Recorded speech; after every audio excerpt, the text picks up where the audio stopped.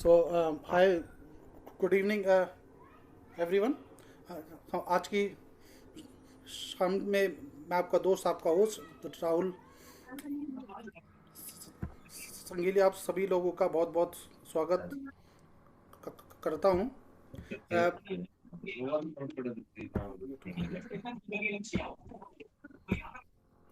अ, मेरी रिक्वेस्ट है आप लोगों से, जो भी लोग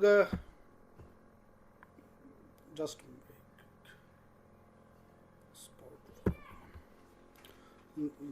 फाइन। हाँ, तो मैं सबसे पहले मैं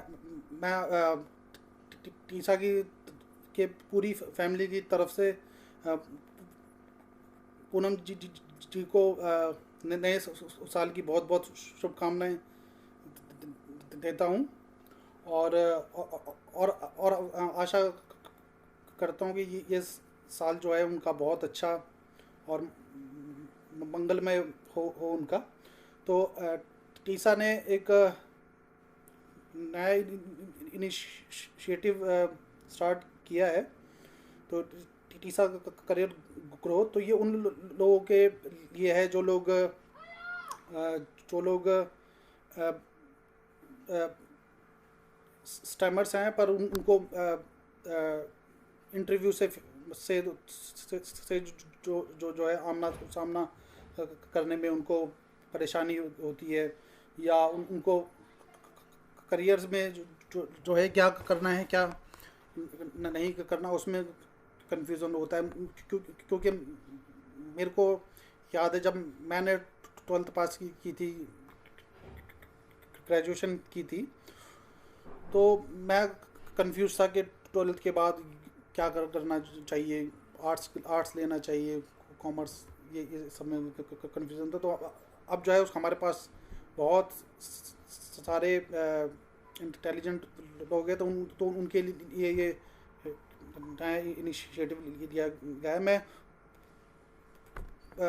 पूनम जी से भी रिक्वेस्ट करूँगा कि वो अपना एक इंट्रोडक्शन दे, और ताकि सभी लोगों को कनेक्ट करने में इजी रहे, please. Ji, Poonam ji.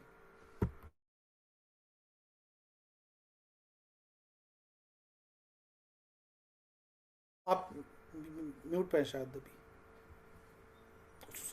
Sorry sorry, मैं आपको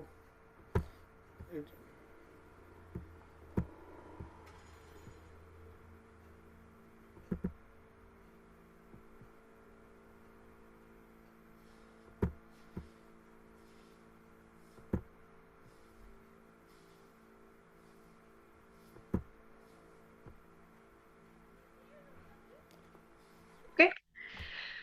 सभी को गुड इवनिंग एंड मेरी तरफ से आप सभी को नए साल की बहुत बहुत शुभकामनाएं। एंड राहुल और आपकी टीसा टीम का बहुत बहुत धन्यवाद इस अपॉर्चुनिटी के लिए जो आपने मुझे दिया कि मैं आप सबके साथ इस फोरम पे करियर ग्रोथ पे बात कर सकूं। और अपने इंट्रोडक्शन में मुझे लगभग 25 ईयर्स का आज की डेट में इंडस्ट्री एक्सपीरियंस है। मैं आईबीएम के साथ काम करती हूँ। I am security and compliance auditor. मैं ऑडिट्स में इंगेज रहती हूँ। और मेरा ज्यादातर काम जो है वो सिक्योरिटी में है, लोगों को सिक्योरिटी की प्रोसेस समझाने का, उनसे इंश्योर करना कि वो प्रोसेस फॉलो कर रहे हैं कि नहीं, ये मेरा प्राइमरी काम है। बैकग्राउंड से मैं एक बीएससी मैथ्स ऑनर्स हूँ फ्रॉम दिल्ली, सेंट स्टीफेंस। मैंने मास्टर्स किया है कंप्यूटर एप्लीकेशंस में, और उसके बाद मैंने आईटी सेक्टर में ज्वाइन किया, और अब आज की डेट में लगभग 25 साल हो चुके हैं कि मैं आईटी सेक्टर में हूँ। सो ये तो मेरा परिचय था। राहुल, चले start of. Please please. Okay, thank you. So actually थोड़ा सा कंटेक्स्ट मैं देती हूँ। मैंने क्या टीसा के बारे में हाल ही में सुना। मुझे नहीं पता था कि ऐसी कोई एनजीओ या ऐसी कोई ऑर्गेनाइजेशन है जो इस विषय पे काम करती है। एंड वेरी ऑनेस्टली ये जो स्टैमरिंग का या जो स्टटरिंग का इशू है, this is very close to my heart. मतलब मैं इस विषय को लेकर और इस इन एक्टिविटीज को लेके काफी पैशनेट हूँ। एंड इसका कंटेक्स्ट मैं आपको थोड़ा सा दूंगी। वो ऐसा है कि मतलब मैं भी अपने चाइल्डहुड में बहुत स्टैमर करती थी, बहुत ज्यादा। एंड हमारे घर में कुछ ऐसा था कि सिर्फ मैं ही नहीं, हम लोग 4 भाई बहन हैं और चारों ही स्टैमर करते थे। एंड काफी ज्यादा सिवियर स्टैमरिंग थी। स्पेशली मेरे बाद जो मेरा भाई है उसकी तो काफी ज्यादा थी। और यूजुअली क्या होता है कि घर में जब एक आध इंसान मतलब स्टैमर करता है तो वो अपने आप को थोड़ा अकेला फील करता है। हमारा गुड लक था या बैड लक था, पता नहीं क्या था, लेकिन हम सभी स्टैमर करते थे। तो हम एक दूसरे की पेन को, एक दूसरे की सफरिंग को, एक दूसरे के साथ क्या क्या फेस हो रहा है एक्सपीरियंस, हम बहुत अच्छे से एक दूसरे के साथ कनेक्ट कर पाते थे। एंड क्योंकि एटलीस्ट और कुछ नहीं था तो घर पे हमारा एक सपोर्ट सिस्टम था इसकी वजह से। एंड सिर्फ हम ही नहीं, मेरे पेरेंट्स साइड पे भी मेरी बुआ जी बहुत स्टैमर करती थी, मेरे पापा स्टैमर करते थे, इनफैक्ट अभी तक करते हैं। तो it was more of a family situation. अब होता ये था कि जब हम फैमिली की सिक्योरिटी में, क्योंकि ठीक है घर पे आप एक्सेप्टेड हो, लेकिन जब आप स्कूल जाते हो तो स्कूल में बच्चे बड़े मीन हो सकते हैं, मतलब and we use to face it a lot. मतलब आजकल के तो बच्चे शायद फिर भी थोड़े सेंसिटिव होते हैं, उनको ये सब लाइफ स्किल्स में या सेंसिटिविटी स्कूल्स में सिखाई जाती है। हमारे टाइम में ऐसा नहीं होता था। And kids were very mean, मतलब स्कूल जाके ऐसा लगता था जैसे हमारे मुंह पे ताला लग गया। स्पेशली जब हम रीडिंग करते थे, एंड कुछ टीचर्स जो थी जो आपको देखती हैं और ये एक आपका स्पीच इम्पेडिमेंट है, प्रॉब्लम है, उसे समझती थी, तो वो मुझे कभी फोर्स नहीं करती थी कि आप क्या रीडिंग करो। और हालांकि ऐसा होता था कि जब एक लाइन से सब बच्चे पढ़ रहे होते थे और मेरी बारी आने वाली होती थी, मेरा हार्ट रेट इतना बढ़ जाता था और मैं बिल्कुल नर्वस हो जाती थी, मेरे पसीने छूटने स्टार्ट हो जाते थे कि अब मुझे ये रीडिंग के लिए कहेंगी और मैं परेशान हो जाऊंगी और मैं किसी वर्ड पे अटक जाऊंगी, फिर मैं कर नहीं पाऊंगी, फिर सब लोग हंसेंगे। और कुछ टीचर्स इतनी अच्छी थी कि दे वर वेरी सेंसिटिव, जब मेरी बारी आती थी वो लाइन ही चेंज कर देती थी, इस रो की जगह दूसरा रो स्टार्ट करो। तो मतलब ऐसा लगता था कि हाँ, मतलब अच्छा ये मुझे सेव कर रही हैं। एंड मतलब मैं अभी तक उनको याद करती हूँ और उनको दुआएं देती हूँ कि कम से कम स्कूल में काफी सारा एम्बेरसमेंट से, घबराहट से आपने मुझे बचाया। So that was there.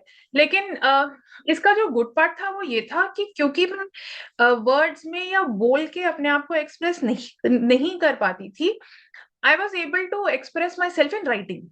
तो उस वक्त से मेरा एक नया पैशन ये शुरू हुआ कि मतलब बातचीत करने की जगह मैं इतनी किताबें पढ़ती थी, इतना लिखती थी। एंड उस वक्त से language became my strong point.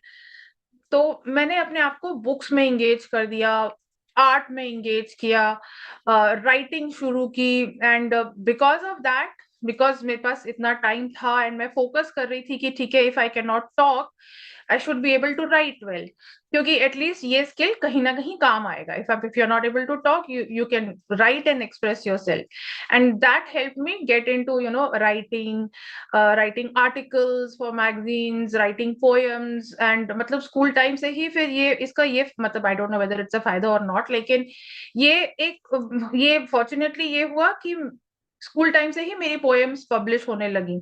सो उससे थोड़ा सा ना आपको कॉन्फिडेंस मिलता है, राइट? कि ठीक है, आप maybe you are not able to talk, लेकिन एटलीस्ट आप अपने आप को एक्सप्रेस कर सकते हो। एंड लैंग्वेज आपका स्ट्रॉन्ग पॉइंट है, क्योंकि कहीं ना कहीं इंटरव्यूज में या आप जब जॉब एप्लीकेशन लिखते हैं या सीवी बनाते हैं, आजकल तो कुछ जॉब्स में सीवी की जगह they ask you to create a PowerPoint और अ वीडियो, वहां पे ये सारे स्किल्स काम आते हैं। सो ये एक था। उसके बाद जब कॉलेज की बात आई तो बहुत सारे हमारे जो क्लास के बच्चे थे, पेरेंट्स का उस वक्त यही था, डॉक्टर इंजीनियर वाला इशू। सो मैंने दोनों एंट्रेंस दिए, क्योंकि मेरे पापा को इंजीनियर चाहिए थी, मेरी मम्मी को डॉक्टर चाहिए थी। इवेंचुअली दोनों एंट्रेंसेस दिए, लेकिन किया दोनों में से कुछ भी नहीं। फाइनली बीएससी की। और वो भी मैथ्स में, ताकि मुझे ज्यादा बोलना ना पड़े। मैथ्स में तो होता ही क्या है, मतलब पेपर लो, क्वेश्चन सॉल्व करो, मैम ने कहा क्वेश्चन ये हो गया। सर आते थे और कुछ कुछ बोर्ड पे लिख देते थे, हम कॉपी कर लेते थे। उसमें भी स्टीफंस में उस वक्त भी इंटरव्यू होता था। मैथ्स का इंटरव्यू सबसे इजी होता था, क्योंकि वो आपको क्वेश्चन देंगे, पेपर दे देंगे, आप सॉल्व करके दिखा दो तो यू आर गुड। उसमें भी बोलना नहीं पड़ता था। सो वो भी थोड़ा सा एस्केप रूटिश था, लेकिन I was happy with maths, मुझे मैथ्स में बहुत इंटरेस्ट था। अब उसके बाद क्या करना था, नाउ मैथ्स तक तो ठीक था, लेकिन उसके बाद अगर आपको एम्प्लॉयमेंट चाहिए तो ऑब्वियसली आपको कोई ऐसी फील्ड पिक करनी पड़ेगी जो उस वक्त पे बढ़ रही है। हमारे टाइम पे IT was growing. So personally मैं आईटी नहीं करना चाहती थी, मुझको मार्केटिंग में जाना था। लेकिन फिर मार्केटिंग में भी आपको बहुत बोलने की जरूरत पड़ती है, राइट। एंड मेरे पापा ने कहा मार्केटिंग में तो बहुत बोलना पड़ता है। कभी कभी जब हमें लगता है हम चैलेंज ओवरकम कर सकते हैं ना, तो कोई और हमें रिमाइंड करा देता है कि नहीं, you have a challenge, right. And अब मुझे लगता है मुझे नहीं सुनना चाहिए था। लेकिन उस वक्त, क्योंकि you are in an age where you are very impressionable, you are very vulnerable. कोई भी आपको कहता है कि ये आप में प्रॉब्लम है, तो आप कहते हो हाँ ये प्रॉब्लम है, राइट। तो उस वक्त मैंने कहा अच्छा ठीक है, मार्केटिंग नहीं करते हैं, आईटी कर लेते हैं। अब आईटी में भी जब एडमिशन ले लिया, तब पता चला कि अच्छा आईटी में भी तो बात करनी पड़ेगी, क्योंकि इट्स नॉट वेरी सिंपल, आप सिर्फ प्रोग्रामिंग करके नहीं रुक सकते हो। तो obviously when I am sure आपने पिछले जो भी आपके सेशंस हुए हैं उसमें आपने स्पीच के ट्रिक्स या थेरेपीज और ये सब किया होगा। हमने कभी नहीं किया ऑनेस्टली, क्योंकि हम एक तो अफोर्ड नहीं कर सकते थे, we were from a very middle class family. लेकिन what I started to do is, क्योंकि मुझे लैंग्वेज में इंटरेस्ट था, मैंने अपनी वोकैबुलरी को इम्प्रूव किया। वो इम्प्रूव कैसे किया कि यूजुअली जब हम स्टैमर करते हैं तो कोई एक अल्फाबेट होता है जो हमें पता होता है, अच्छा ये वर्ड अगर इस अल्फाबेट से स्टार्ट हो रहा है, दिस विल बी प्रॉब्लमैटिक। तो I started to do a word play, कि मतलब ये वर्ड अगर इस अल्फाबेट से स्टार्ट हो रहा है और ये मेरे लिए प्रॉब्लमैटिक है, मैं इसका ऑल्टरनेट वर्ड क्या यूज कर सकती हूँ। So I started to do that. I mean it was a very tricky thing to do, लेकिन धीरे धीरे वर्ड प्ले करके इस वर्ड की जगह वो वर्ड यूज कर लिया। इनफैक्ट इंग्लिश का बहुत फायदा होता है, क्योंकि sometimes when you are speaking in English और आपको लगता है आप किसी वर्ड पे रुकोगे, उसको आप हिंदी में कन्वर्ट कर दो, या हिंदी में बात करो उसको इंग्लिश में कन्वर्ट कर दो। So I used all of that tips and tricks, and I started to talk. मेरे को अभी भी याद है, मेरा एमसीए का फर्स्ट सेमेस्टर था, फर्स्ट मंथ था, और टीचर ने मुझे बोला मुझे एक प्रेजेंटेशन देनी है एटीएम्स पे। तब एटीएम्स इंडिया में आए आए थे शायद, मतलब I am so old, okay. But हाँ, तो एटीएम पे मुझे एक प्रेजेंटेशन क्या देना था, तो मैंने पावर पॉइंट तो बना लिया, दिखा भी दिया। लेकिन फिर मैम ने कहा कंक्लूड करो, कुछ बोलो। एंड बस मेरे पसीने छूट गए, हवाइयां उड़ गई, अब क्या बोलना है। लेकिन फिर एनीवेज ड्रैग करके 2 मिनट तक मैंने बोला। एंड जब मैंने 2 मिनट तक बोला, and when I went back, तो थोड़ा बहुत रुकावटें थी, लेकिन मुझे लगा 2 मिनट बोल सकती हूँ तो शायद स्लो डाउन करके 5 मिनट भी बोल सकती हूँ, राइट। तो ऐसे मैंने धीरे धीरे अपना टाइम ऑफ स्पीच थोड़ा थोड़ा करके बढ़ाया कि अच्छा। एंड जब हमें टीम्स में काम करना होता था तो मैं स्क्रिप्ट, क्योंकि I was strong in language, लोग मुझे कहते थे अच्छा तुम स्क्रिप्ट लिख दो, तो मैं स्क्रिप्ट खुद ही लिखती थी। जो वर्ड ऐसे होते थे मुझे पता है कि मेरे लिए प्रॉब्लमैटिक या नहीं है, वो मैं स्क्रिप्ट का वो हिस्सा अपने पास रख रख लेती थी, और जो मुझे लगता था प्रॉब्लमैटिक है वो अपने टीम मेंबर को बांट देती थी। तो इस तरह से धीरे धीरे धीरे धीरे मोर टॉकिंग सेशंस में इन्वॉल्व हुई, प्रेजेंटेशंस भी देना शुरू किया। इवेंचुअली एक ऐसा हुआ कि हमारे कॉलेज में कंपटीशन हुआ।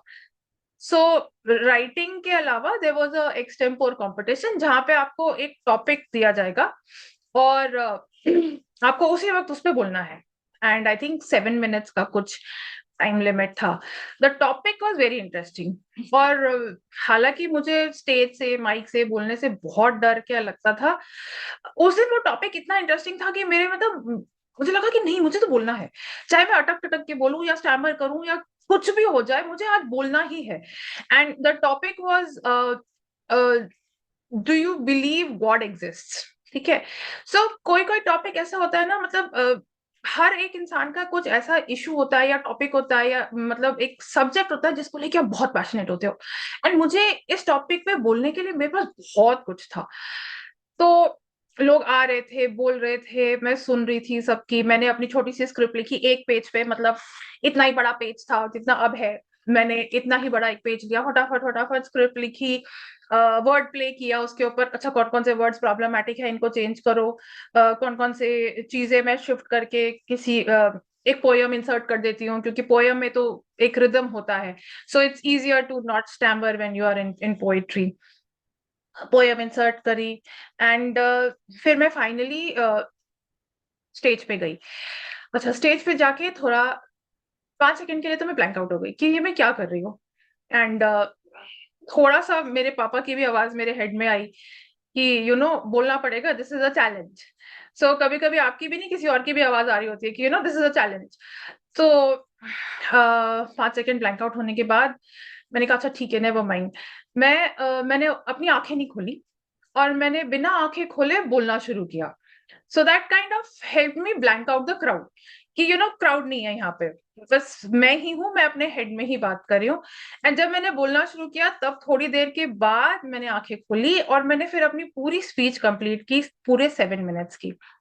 And that was more like a turning point in my life, क्योंकि उस दिन मुझे फर्स्ट प्राइज मिला, which is very very very strange.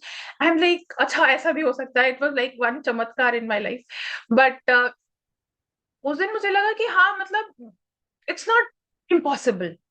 Right, उस दिन तक मुझे लगता था कि इम्पॉसिबल है, कि पता नहीं क्या करूंगी, जॉब मिलेगा कि नहीं मिलेगा, I can't even talk to a person straight. But उस दिन के बाद मुझे लगा कि yes, maybe it is not impossible, हो सकता है थोड़े एफर्ट के साथ। सो उस दिन के बाद देन फिर ऑब्वियसली जब आप पोस्ट ग्रेजुएशन कर रहे हो, आपको ग्रुप डिस्कशंस के लिए प्रिपेयर करना है, आपको इंटरव्यूज के लिए प्रिपेयर करना है। So one thing I learn because of my stammering is कि आंसर को पैकेज कैसे किया जाए। राइट, कभी कभी आप इंटरव्यूज पे जाते हो, आपसे एक सवाल पूछा जाता है एंड हम ना बहुत सारा इंफॉर्मेशन उसमें ओवरलोड करने की कोशिश कर देते हैं। Right, while it is not important. Okay, with 25 years of experience I can tell you it's not important। आप एक भारी क्वेश्चन का आंसर अगर सिर्फ 2 सेंटेंस में भी दे दोगे, but it is complete, you will still get through. right? So what is required is how do you package that information. Now with childhood experience of stammering and not being able to talk too much, I was able to listen a lot। Right, जब सब लोग बातें कर रहे होते थे तो मैं सुन रही होती थी। एंड फिर बिकॉज आप सुन रहे हो, एंड आजकल एक्चुअली लोग सुनते नहीं है, which is a big problem that I have with this generation, sorry. लेकिन आप सुन रहे होते हो तो you are able to process that information. जितना आप प्रोसेस करोगे उतना ही क्विकली आप उसको पैकेज कर सकते हो। राइट, जैसे आजकल का जो एआई है, एआई क्या करता है, एआई को हमने इंफॉर्मेशन फीड कर रखा है, वो सिर्फ जो भी इंफॉर्मेशन आपने फीड किया है ना उसी को प्रोसेस करके आपको बता रहा है। Right, so that was the way the brain started to work। So I was able to package that information very quickly and answer questions in 1 sentence। like even आज की डेट तक अगर मुझसे कोई मीटिंग में भी कोई सवाल पूछता है, unless someone really forces me to explain कि थोड़ा और बताओ, I try to give a very crisp and a very elaborate answer। right, so that helps, क्योंकि आप कम शब्दों में अपना मीनिंग कितना इम्पैक्टफुली कन्वे कर सकते हो ये इंपॉर्टेंट है, इससे कि आप कितना लंबा और कितना एक्सपेंसिव बोल रहे हो। राइट, और आजकल के टाइम में actually when you go for an interview, people will ask you for a 2 minute pitch. Okay, बहुत सारी कंपनीज में आजकल 2 minute पिच होता है, इन द सेंस कि वो आपसे पूछेंगे 2 मिनट में एक्सप्लेन करो कि हम आपको क्यों हायर करें। Okay, and 2 minutes is a lot. So उसके लिए ऐसे पॉइंट्स पे या इंटरव्यू के किसी भी ऐसे पॉइंट पे आपको आर्टिकुलेशन और पैकेज करना आना चाहिए, that is important. Right, and sometimes you can even try to practice it. This question comes in all interviews. Why should we hire you? Right? So create an answer, अपना script बना के रखिए, word play करना है word play कीजिए, right? उसमें कोई और कोटेशन ऐड करना है वो कीजिए, but that is a very smart thing to do. Keep some answers ready. Make sure उसमें जो आपके प्रॉब्लमैटिक फ्रेजेस हैं या जो प्रॉब्लमैटिक वर्ड्स हैं वो नहीं है, and you can replace and come out with a pitch perfect. इसके अलावा I think some of the things that I learned during my journey is that one, if we have a speech issue, we should be able to accept and we should be able to talk about. Right? Through out my childhood मैंने कभी इस बारे में बात नहीं की. मेरी सिर्फ एक फ्रेंड थी स्कूल में through out my school life, मतलब 12 साल सिर्फ आई हैड वन फ्रेंड. मैं स्कूल जाती थी, सिर्फ उससे बात करती थी, एंड सिर्फ वही मेरी बात सुनती थी, एंड बाकियों से बात करने की ना तो मेरी हिम्मत होती थी और ना ही कोई सुनता था. आई रिमेम्बर सम डेज मैं स्कूल से आके रोती थी कि सब लोग आपस में बात करते हैं, मैं नहीं कर पाती हूँ. इट्स नॉट दैट वो मुझसे बात नहीं करते, मे बी एक दो दिन हंस के मजाक उड़ा के हफ्ते भर बात कर लेते, लेकिन प्रॉब्लम मेरे साथ ही, मैं ही नहीं एक्सेप्ट कर पा रही थी that I have a speech issue. So I think that is where recovery, yeah, that is where improvement will begin. That, okay, yes, I do have a speech issue, and sometimes I will talk slowly, sometimes I will take a while to answer your question, but we have to be open about it and we have to accept it and we have to talk about it. That is one. Second, अपनी energy को अपने strong points पे channelise कीजिए, right? So for example, मुझे मुझे जब लगा कि अच्छा language can be my strong point, and if I cannot talk, I can write, right? So each of us should identify our strong points, कि हमारे strong points क्या है, right? आजकल के world में there is a lot of tools, there is a lot of facilities that are available, right? हमारे time में नहीं होती थी. You have AI, you can learn to use AI like a pro, right? बहुत सारे लोगों को AI use करना नहीं आता है, right? But you can learn to use AI like a pro. You can learn to create get designs, you can learn to organize events, right? So there is a lot of things we can do which can make us very strong competitors in a corporate environment, right? आजकल का corporate environment सिर्फ वो 9 to 5 वाला रह नहीं गया है कि you go to office, you just get your head down, काम करो पूरे दिन और चुपचाप क्या चले जाओ. आजकल हर कंपनी देखती है कि काम के अलावा आप क्या क्या वैल्यू एड आप ला सकते हो, राइट? ऑनेस्टली मैंने ऐसी कंपनीज को भी देखा है जो कुछ बंदों को इंटरव्यू के दौरान सिर्फ इसलिए हायर कर लेती हैं कि अच्छा काम के अलावा they very good at organising events. आजकल there is this whole HR thing about events organise करने. सो हर इंसान का ना कुछ कुछ स्ट्रॉन्ग पॉइंट होता है, अपना स्ट्रॉन्ग पॉइंट ढूंढिए और अपने आप को उसमें चैनलाइज कीजिए. Third, find something that keeps you काम, राइट? चाहे आपका सपोर्ट सिस्टम हो, घर पे हो, घर के बाहर हो, ऑफिस में हो, कुछ ऐसा ढूंढिए जिससे आप अपने आप को काम डाउन कर पाए, राइट? अगर आपको लगता है कि आप एक स्ट्रेसफुल सिचुएशन में एंटर करने वाले हैं, try to move away, right? I have done that a lot, I still do that a lot, because it's important for us to keep our peace and calm. Okay, I know I'm going into a lecture mode on the second day of the year, but this is important because keeping calm helps. All the tips and tricks that I talked about, ये word play, language play, ये आप तभी कर पाएंगे जब आप information को process कर पाएंगे और जब आप थोड़ा कामली सोचेंगे. दैट्स व्हाई कुछ ऐसा ढूंढिए जिससे आपका पैशन जो है वो दिखे. कुछ ऐसा ढूंढिए जिससे आपकी जॉय, आपका आपका आपकी खुशी का लेवल इंप्रूव हो. और छोटी छोटी चीजें भी हो सकती हैं. Okay, it can be something very very weird also.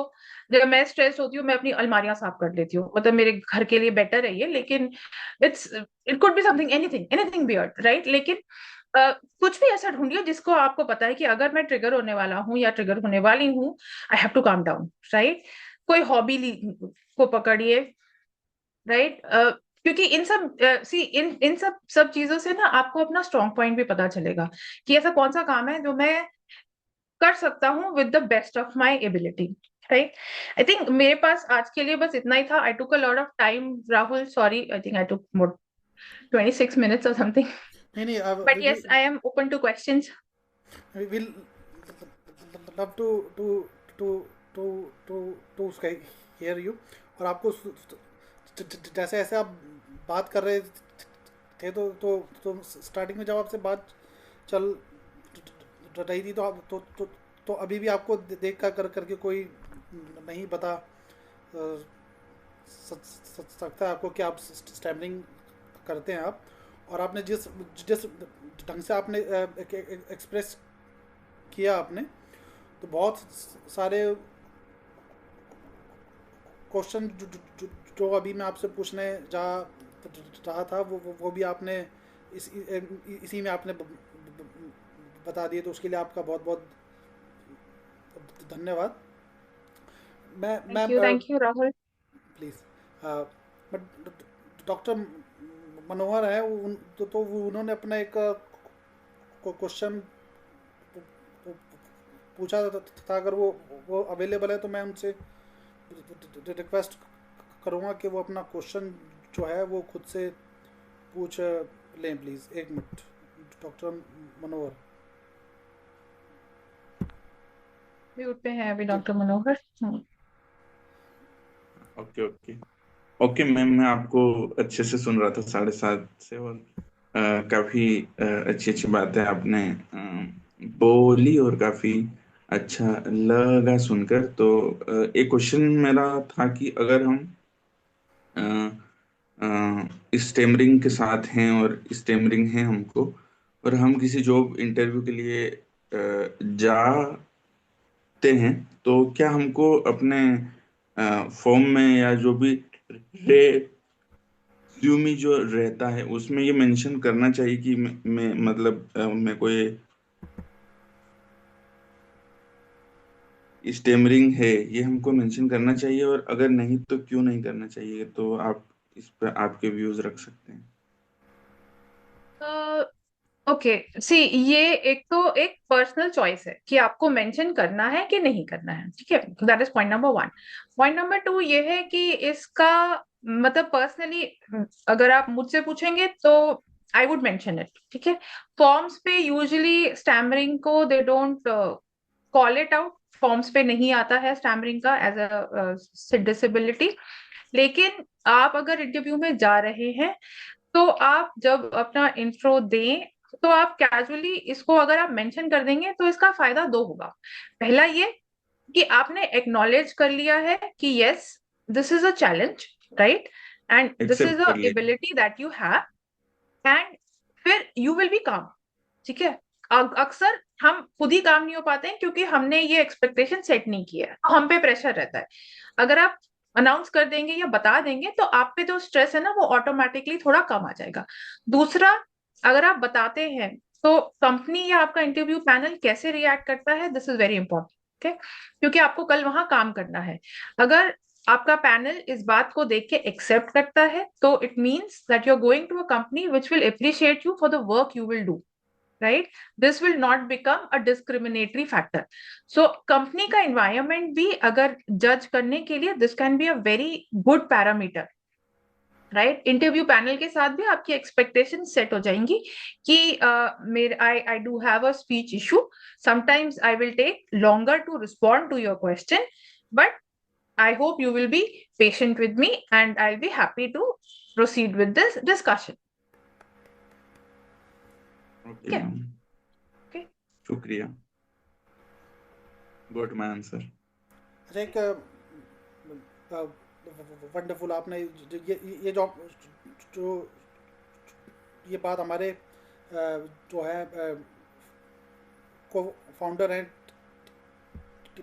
Tessa के, वो भी इस पर बहुत, डॉक्टर सत्येंद्र श्रीवास्तव, वो भी इस पर काफ़ी इम्फसाइज करते हैं। और इसको हम लोग टीसा के इसमें बोलते हैं कि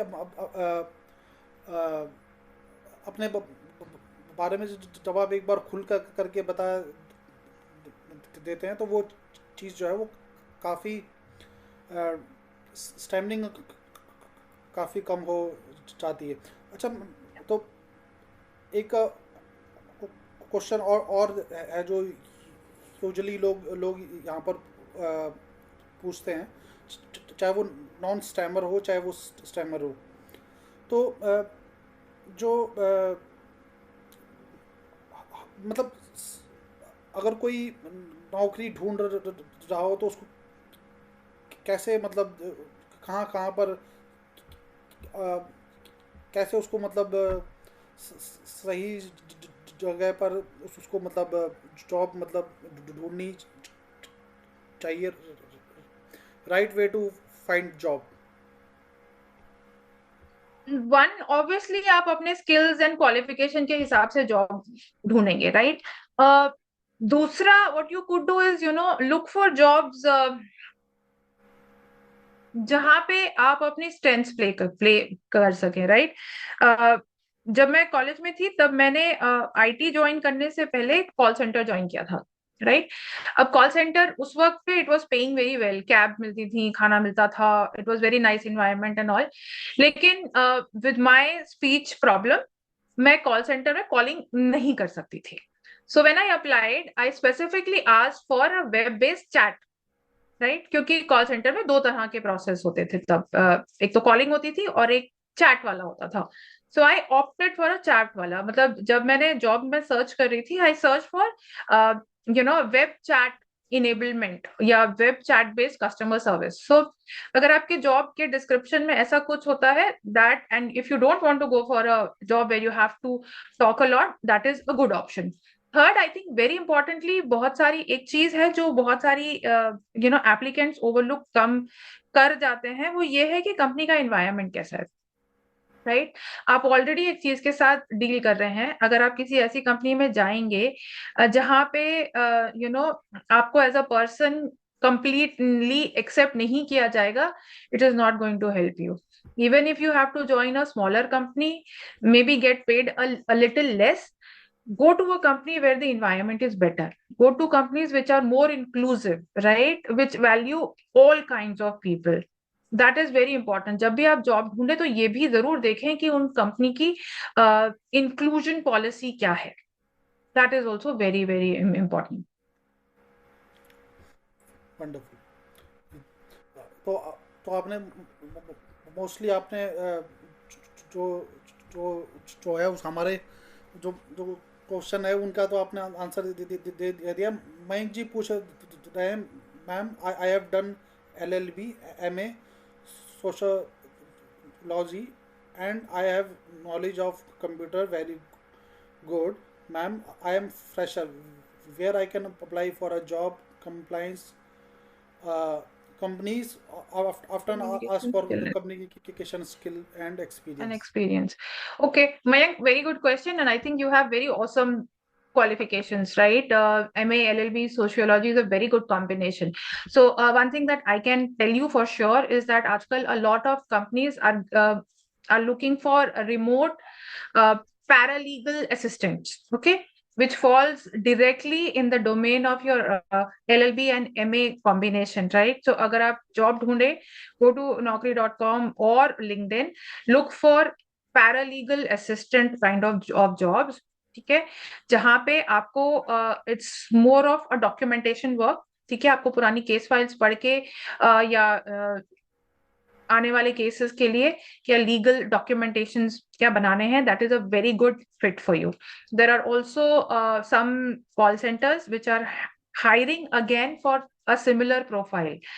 Okay, I don't have the names handy, but there are such jobs which you can apply for. Jisme more than talking, they are focusing on say written work and experience. Obviously, because you are a fresher, abhi experience nahi hai. But if you start with these, this is a good place to start. At least you can show that yes, I have worked in a remote paralegal capacity, and that experience can help you in your next job. I hope I answered your question. Wonderful. So,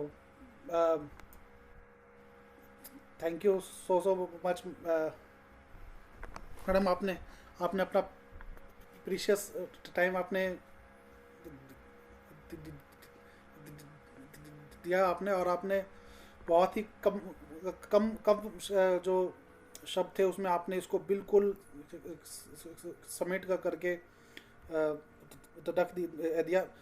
actually में मैं अभी अभी जो है हम लोग randomly हम लोग क्या करते थे, हम लोग उसका ऑनलाइन क्वेश्चन जो भी है हम पूछते थे, पर अभी उन्होंने सचिन सर ने कहा है कि जो लोग स्टार्टिंग में ही जो लोग अपना क्वेश्चन पूछने के लिए इंटरेस्टेड है, हम लोग सिर्फ उन्हीं से ही क्वेश्चन लेंगे। तो हम लोग अभी और क्वेश्चन आपसे नहीं पूछेंगे। हाँ, आपके पास अगर कुछ और शेयर करने लायक हो तो, क्योंकि आपको जो जो है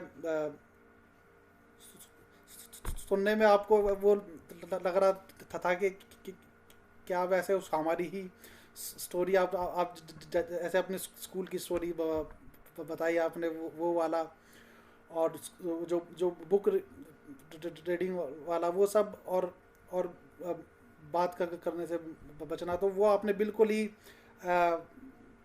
रिमाइंड आपने करवा दिया उसका हमारा पास, उसके लिए थैंक यू। और आपको कुछ और शेयर करना हो तो प्लीज़ आप बताएं please ji. What I can say is that एक तो इट नेवर गेट्स इजी। जैसे कि मैं ये सेशन स्टार्ट होने से पहले राहुल से जब बात करी थी, तो मैं राहुल को बता रही थी कि अभी भी कभी कभी मुझे ध्यान रखना पड़ता है। कभी कभी जब मैं बहुत एजिटेट हो जाती हूँ तब मैं स्टैमर करना स्टार्ट कर देती हूँ, right? So it never gets easy, but go easy on yourself, right? मतलब don't beat up yourself, it's okay, right? कभी कभी होता है कि जब मैं कॉल पे हूँ, जब मैं किसी की मीटिंग में हूँ और मैं किसी बात पे एजिटेट हो गई हूँ, तो I do stammer. So it's not like it's all over, but मैं अब अपने लिए थोड़ी फॉरगिविंग हूँ कि it's okay, never mind, it's not a big deal. Okay, that is very important. हमारा प्रॉब्लम ये है कि हम अपने आप को इतना ज्यादा प्रेशराइज कर देते हैं कि यू नो कि हो ना जाए ऐसा कुछ, बट इट्स ओके। होता है, सबके साथ होता है। Even people who do not have a recognized stammering problem also stammer when they are angry, so it's okay. दूसरा, yes, मतलब जैसे कि राहुल ने कहा, वो बचपन की याद है। It's very important to carry it with you because it helps you become a better person. I think, it helps you understand someone else's pain also, and that is very important. So it's not a good memory, it is not something that makes me very happy. अभी भी जब मैं कभी school की बातें करती हूँ तो कभी कभी मैं सैड हो जाती हूँ, but it makes me more sensitive as a person. So be proud, because not everyone can be sensitive like you. Okay, not everyone can feel the same pain. So sometimes we have to be proud of the pain also that we carry, right? The third thing that I wanted to say is that I am very passionate about this cause. I am reachable on LinkedIn. If any of you want to maybe take a few questions on offline, I can offer that help to you. So as and when available, I can help. I mean, I can extend my help, or at least try to help each of you, maybe achieve whatever it is that you are striving for. My aim is that if I have been able to do it, if someone else can do it with any help from me, I would love that. So thank you again, Rahul, for this opportunity. Thank you so much madam. आप और आपने अपना precious time दिया, उसके लिए आपका बहुत बहुत धन्यवाद। Thank you, and Happy New Year to all of you again. Happy new year. Thank you.